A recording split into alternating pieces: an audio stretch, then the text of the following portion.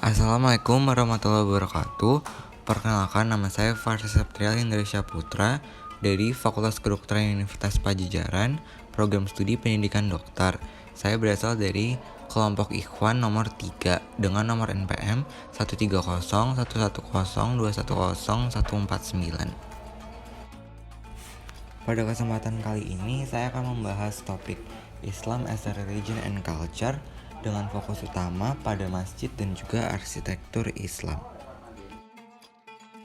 Kehadiran arsitektur berawal dari manfaat dan juga kebutuhan-kebutuhan sebuah bangunan untuk melayani fungsi tertentu.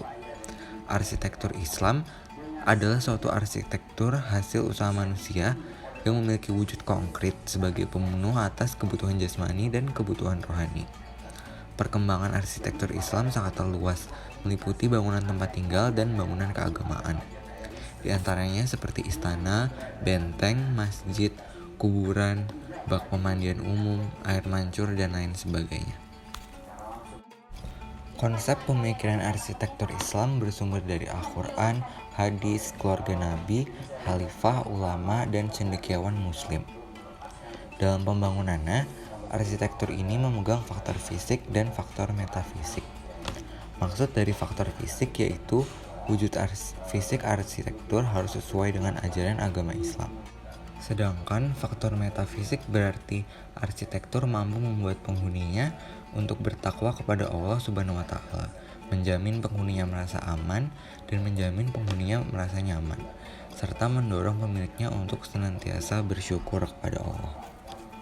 Salah satu makna yang terbaca pada arsitektur Islam itu adalah bahwa rasa kekaguman kita terhadap keindahan dan estetika dalam arsitektur tidak terlepas dari kepasrahan dan penyerahan diri kita terhadap kebesaran dan juga keagungan Allah sebagai zat yang memiliki segala keindahan. Gaya arsitektur Islam yang mencolok baru berkembang setelah kebudayaan Muslim memadukannya dengan gaya arsitektur dari Roma, Mesir, Persia, dan Bizantium. Gaya arsitektur yang mencolok dari bangunan ini, misalnya ruang tengah yang luas dan terbuka, bangunan yang melingkar, dan juga penggunaan pola kaligrafi yang berulang. Perkembangan arsitektur Islam pada masa Abbasiyah dan Seljuk bermulai sekitar abad ke-11. Pada era itu, perkembangan arsitektur Islam begitu besar terlihat pada penggunaan teknik bahan batu bata dari seni arsitektur Persia yang diterapkan pada bentuk lengkung iwan. Salah satu contoh arsitektur masjid yang dibangun pada era itu adalah Masjid Jami di Isfahan. Pola perencanaannya terdiri dari penampilan pemakaian lengkung iwan sebagai bentuk keseluruhan. Kelengkapan bangunan yang sangat menonjol adalah menara. Menara dalam gaya Seljuk menampilkan beberapa corak yang berlainan. Bangunan lain yang menunjukkan perkembangan arsitektur Islam pada masa itu adalah Istana Baghdad. Keunikan dan kekhususan dari arsitektur bangunan istana itu tampak pada penerapan hiasan mukamas atau stalaktit seperti yang diterapkan pada bangunan kuburan. Susunan hiasan stalaktit ini digabungkan menjadi lengkung stalaktit yang lebih besar. Masjid sebagai Baitullah atau rumah Allah memiliki fungsi dan peranan penting bagi umat muslim di dunia. Fungsi masjid yang paling utama ialah sebagai tempat bersujud atau beribadah kepada Allah. Hal ini sebagaimana dalam satu surah Al-Quran, yaitu surat An-Nur ayat 36-37. Selain untuk tempat sholat, masjid juga berfungsi sebagai pusat pendidikan, tempat bermusyawarah, dan juga tempat berlindung bagi umat muslim yang membutuhkan perlindungan dari bencana atau musibah.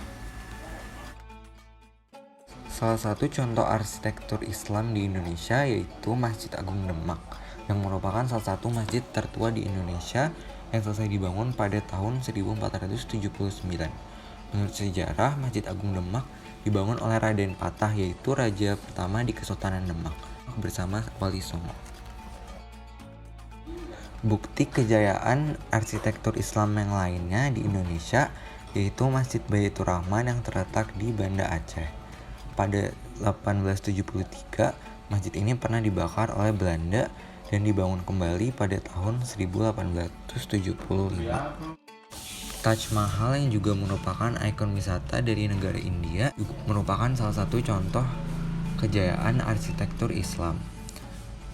Taj Mahal ini dibangun oleh Raja Shah Jahan atau Sultan Jahan kepada istri ketiganya, Mumtaz Mahal.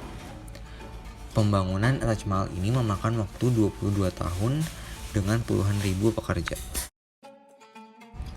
Alasan saya memilih tema ini adalah karena arsitektur Islam itu memang dikenal memiliki banyak variasi estetika yang didominasi desain megah dan juga pola burung di sekitar saya dengan makna yang kompleks di belakangnya.